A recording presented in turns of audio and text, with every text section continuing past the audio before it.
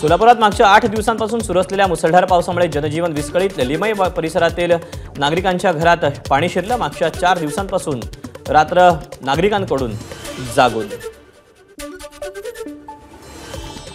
छत्रपती संभाजीनगरच्या कचनेरमध्ये मुसळधार पाऊस। पहिल्याच पावसात धारेश्वर महादेव मंदिराजवळचा धबधबा प्रवाहित। धबधबा पाहण्यासाठी भाविकांची गर्दी। छत्रपती संभाजीनगर तालुक्यात जोरदार पाऊस। छोटे मोठे सिमेंट बंधारे भरून वाहू लागले। बेंबाळ्याच्या नदीवरील सिमेंट बंधारा ओव्हरफ्लो। मान्सूनच्या पहिल्याच पावसात ब्रिटिशकालीन खोडशी डॅम ओव्हरफ्लो झालेला डॅम पाहण्यासाठी गर्दी। कराडपासून नजीकच ब्रिटिशकालीन खोडशी डॅम। उत्तर सोलापूर तालुक्यात पडसाळी वडाळा मार्ग पावसामुळे ठप्प। गावाला जोडणाऱ्या पुलावर ओढ्याचं पाणी आल्याने वाहतूक ठप्प। अनेक ठिकाणी जीव धोक्यात घालून वाहन चालकांचा प्रवास। बुलढाण्यातील खामगाव तालुक्यात रात्री विजेच्या कडकडाटासह मुसळधार पाऊस। बोर्डी नदीला पूर आल्याने बेलुरा, खोलखेड खुर्द, मोरगाव या गावांचा खामगाव शहराशी संपर्क तुटला होता। नंदुरबार जिल्ह्यात शहादा तालुक्यात काल संध्याकाळपासून कोसळत असलेल्या पावसामुळे जनजीवन विस्कळीत। आज सकाळपासूनही पावसाचा जोर कायम। मंदाना आणि सावखेडा परिसरामध्ये नदी नाल्यांना पूर। रत्नागिरीच्या खेडमधील अस्तानी धनगरवाडीतील कोसळलेली दरड काढण्याचं काम सुरू। प्रांताधिकाऱ्यांकडून घटनास्थळाची पाहणी। मुसळधार पावसात पुन्हा दरड कोसळण्याची शक्यता।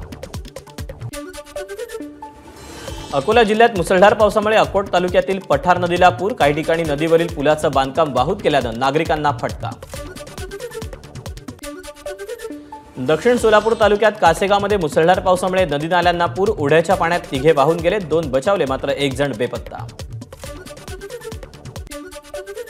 सोलापुरात 8 दिवसांपासून सुरू असलेल्या पावसामुळे सीना नदी प्रवाहित। पावसामुळे बळीराजा सुखावला। काही दिवसांपूर्वी नदी कोरडी ठाक होती। तुफान पावसामुळे सांगोला तालुक्यात कोरडी पडलेली मान आणि अप्रुका नदी प्रवाहित। मोडलिंब येथील वेताळबाबा ओढा देखील ओव्हरफ्लो। लातूरच्या रेणा मध्यम प्रकल्पात 20 ते 22% पाणीसाठ्यात वाढ। नदीकाठच्या गावांना प्रशासनाकडून सतर्कतेचा इशारा।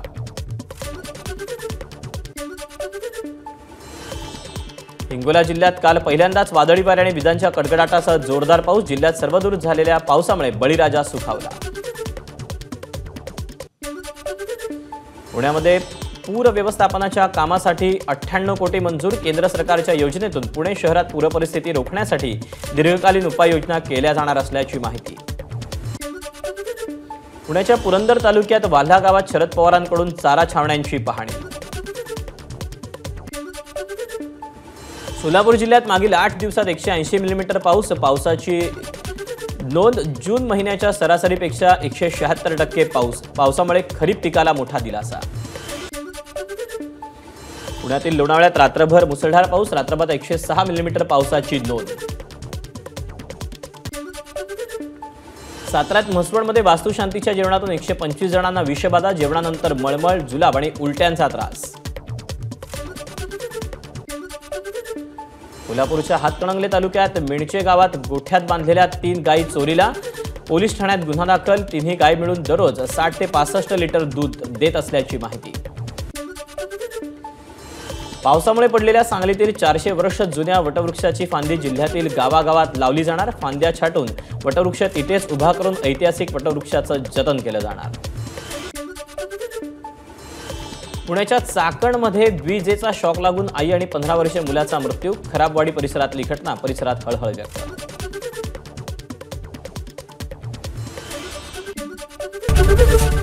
एबीपी माझा, उघडा डोळे बघा नीट।